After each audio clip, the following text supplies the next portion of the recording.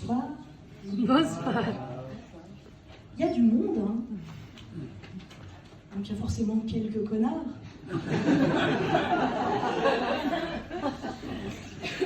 C'est pas grave, hein.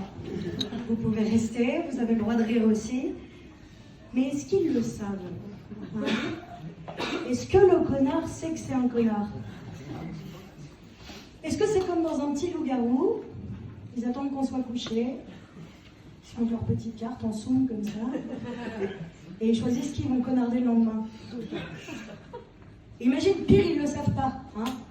Imagine toute ta vie, tu regardes les gens, tu dis « elle est pleine de red flags, il est super chiant », alors qu'en fait, depuis le début, c'est toi le connard. Hein, et tu le sais pas. Puis c'est hyper subjectif. Mon connard, c'est pas forcément ton connard. Il y a encore des fans de Poutine aujourd'hui. Il y a encore des nazis. Tu sais, ils se réunissent, ils mettent des petits vêtements de nazis. Ils sont dans des petites salles de nazis, ils disent des petits trucs de nazis. Et pour eux, c'est nous les connards, parce qu'on n'est pas nazis. Hein, donc c'est hyper subjectif, le connard. Et puis, il y a le con aussi. Est-ce que vous voulez savoir si vous êtes intelligent ou con ce soir? Ouais. C'est mériclantique, hein. Alors déjà, vous pouvez vous applaudir, je pense. Parce que je vais vous donner un petit tips. Si jamais dans votre boulot, il y a une personne, vous avez un doute. Vous ne savez pas si elle est intelligente ou conne et vous avez envie de le savoir. Le mot mériclantique n'existe pas. Donc vous pouvez... Bonjour. Vous pouvez caler ce mot-là. Si la personne fait... Ouais, grave. Parce que le con a toujours besoin de briller. Okay, donc il veut toujours montrer qui c'est. Donc il dit ouais, mais l'antique, ouais, grave. Alors que l'intelligent, bon, il le sait déjà, c'est pas grave, tu vois. Donc il sait pas, il le dit. Hein, donc il y a le connard, il y a le con, et il y a le toxique. Oui, ça met une ambiance, hein, tout de suite, c'est sûr. La particularité du toxique, c'est comment vous dire? Le toxique, c'est encore plus particulier parce que pour lui, c'est forcément les autres le problème. Lui, il se remet jamais en question. Et moi, j'ai pas mal de questions sur le toxique. Hein, est-ce qu'on est toxique ou est-ce qu'on le devient? On ne s'était jamais posé cette question. Et puis, est-ce que deux toxiques, ça s'annule? Parce que si c'est le cas, il suffirait peut-être de leur créer un petit Tinder. Et pour avoir le petit macaron bleu pour pouvoir se pécho entre toxiques, le test, c'est, vous savez, sur Internet, quand tu dois sélectionner les vélos. Hein, vous voyez? N'hésitez pas à être en vie. Donc, vous voyez ce petit test où il faut sélectionner les vélos? Oui. Non, vous voyez pas?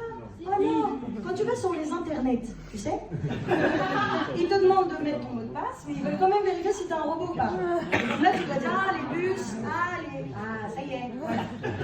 Je trouverai un meilleur mot pour expliquer ça. Donc ce petit test-là, moi je propose qu'on leur fasse la même chose, sauf qu'ils doivent désigner les personnes avec des fêlures, okay, les personnes un peu fragiles. Et une fois qu'ils ont réussi à tous les sélectionner, ça veut dire que c'est des bons connards, c'est des bonnes personnes toxiques, et ils ont réussi le test. Okay. En tout cas, j'ai regardé sur Google, parce que Google est une source infaillible, et 5,2% de la population est perverse narcissique et toxique. Ici, on va dire qu'on est une quarantaine. Okay. Je ne suis pas forcément très forte en maths, mais ça voudrait dire qu'ici, il y a à peu près 3 personnes toxiques. Okay. Donc soit il y a vraiment 3 factuellement personnes toxiques, ça se trouve même j'en suis, hein, ou ça se trouve c'est dilué. Et on l'est tous un petit peu, puisqu'encore une fois, rappelons-nous, nous sommes tous le connard de quelqu'un. Auquel cas, j'aimerais tous qu'on se mette d'accord que pour le reste de notre vie, on essaye un peu d'être tolérant avec les gens, okay, parce que potentiellement c'est nous le toxique, potentiellement c'est l'autre, mais soyons ensemble. Et puis si quelqu'un vous fait un petit peu chier, mieux vaut être seul que mal accompagné, okay, parce que c'est quand même long la vie. C'est long la vie, hein? Non? Il y en a qui ont peur de la mort ici ce soir? Ouais. Faut pas avoir peur de la mort alors. C'est rassurant la mort, hein?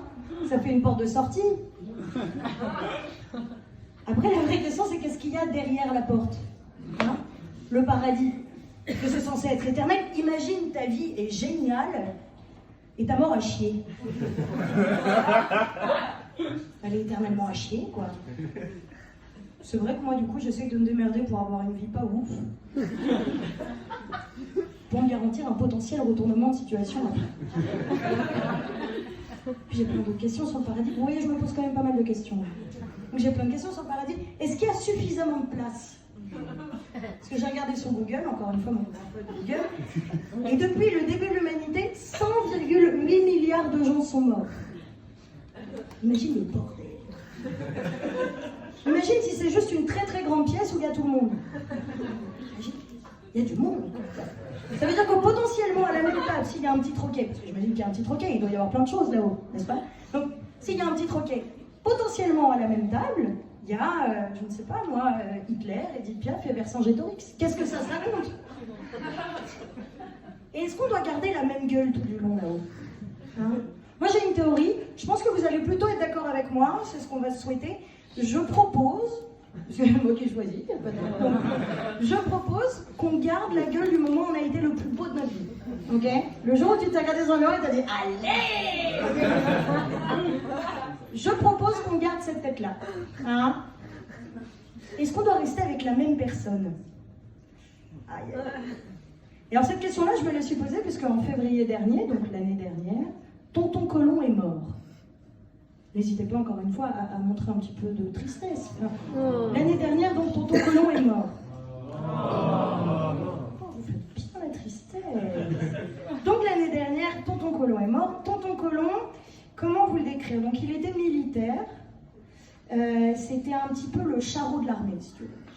Il était là, Slay à la caserne, beau gosse, etc. Il a dû s'envoyer la moitié de l'Indochine.